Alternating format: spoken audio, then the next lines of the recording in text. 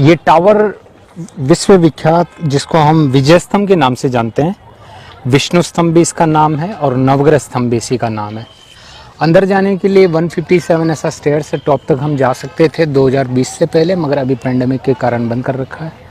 इसको बनाने का जो कारण था, मालवा और गुजरात के दो सुल्तान थे, महमूद खिलजी और अहमद शाह। उन दोनों ने मेवाड़ पर अटैक किया था, तो सहारनपुर के साथ उन दोनों को एक साथ हराया था राणा कुंभा ने, और उसी विजय को यादगार बनाने के लिए टावर बनाया था, तो इसको विजय स्तंभ नाम दिया।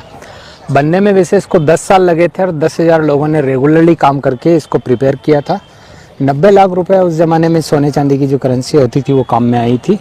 और इसके अंदर और बाहर लगभग 70,000 छोटे बड़े सभी तरह के जो गॉड गॉडेस के आइडल आपको देखने को मिलेंगे, मगर ज़्यादातर चीज़ें जो है अंदर की तरफ जाओगे तो खंडित है।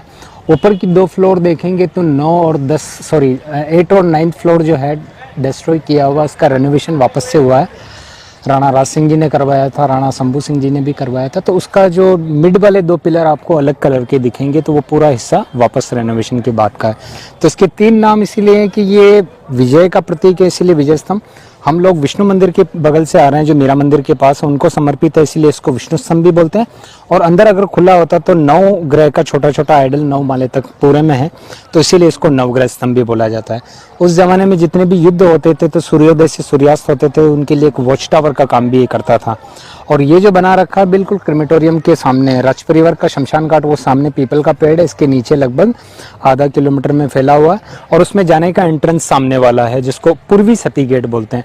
हिंदुइज्म के हिसाब से हम जब कभी भी क्रिमेशन ग्राउंड जाते हैं तो डेड बॉडी जलाने के बाद, नहाने के बाद दूसरे वाले गेट से वापस निकलते हैं या दूसरा रास्ता रखते हैं। सेम रास्ते से आना, ऐसा कुछ मानते हैं कि वो नेगेटिविटी से भरा हुआ रहता है। तो राज परिवार वाले यहीं से ले जाते थे डेड बॉडी, नीचे एक प्लेटफॉर्म है वहाँ पे जलाते थे। बगल में एक सती टेम्पल है, जब कभी भी रानियाँ उपरानियाँ इस फोर्ट में होती थी और राणा का नेचुरली देहांत हो जाए तो उनको जब जलाया जाता था तो वो भी सती कर लेती थी। मगर इस चित्तौड़गढ़ में ज़्यादातर सतियाँ नहीं हुई। जैसे राणा सांगा की पत्नी जो थी, जिनका नाम था कर्णावती, उनके पति के देहांत के बाद उन्होंने सती नहीं किया।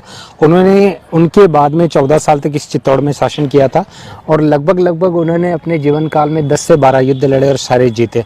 और अंत में बहादुर शाह के साथ युद्ध करते हैं, उस टाइम पे उन्होंने 14 महीने तक रेगुलरली छंदम युद्ध लड़ा था।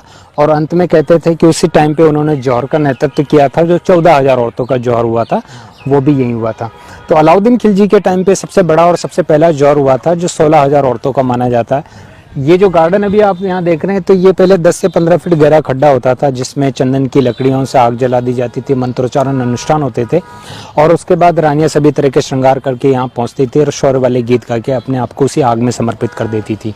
बाहरी हमलावर बेसिकली उनको कैप्चर करके ले जाते थे, तो अपनी आन बान शान की रक्षार्थ वो अपने आप को खत्म कर देती थी, जिसको हम जौहर बोलते हैं। सती मीन्स जब कभी भी राणा का देहांत हो, उनके साथ जिंदा आग में जलना, वो सती कहलाता है। और अपने आप की रक्षार्थ जिंदा आग में जल जाना, उसको जौहर बोलते हैं। तो यहाँ पे सबसे पहला जौहर अलाउद्दीन खिलजी के टाइम पे हुआ था। दूसरा जो जौहर हुआ था बहादुर शाह के टाइम पे हुआ था। तब यहाँ पे राज परिवार में राणा नहीं थे, क्योंकि उनका देहांत हो गया था खानवा के युद्ध में, और उस टाइम पे नाम मात्र के रूलर थे विक्रमादित्य। और उस टाइम पे जो युद्ध लड़ा गया था वो लड़ा गया था रानी कर्णावती के नेतृत्व में। मगर कर्णावती ने 14 महीने तक रेगुलरली छंदम युद्ध लड़ते हुए उन्होंने यहाँ पर जौहर किया, और उस टाइम पे यहीं के जो सामंत लोग जो थे उनके नेतृत्व में युद्ध लड़ा गया था। और अंतिम युद्ध जब लड़ा गया था तो ये कैपिटल राणा उदय सिंह द्वारा कुंभलगढ़ शिफ्ट कर दी गई थी।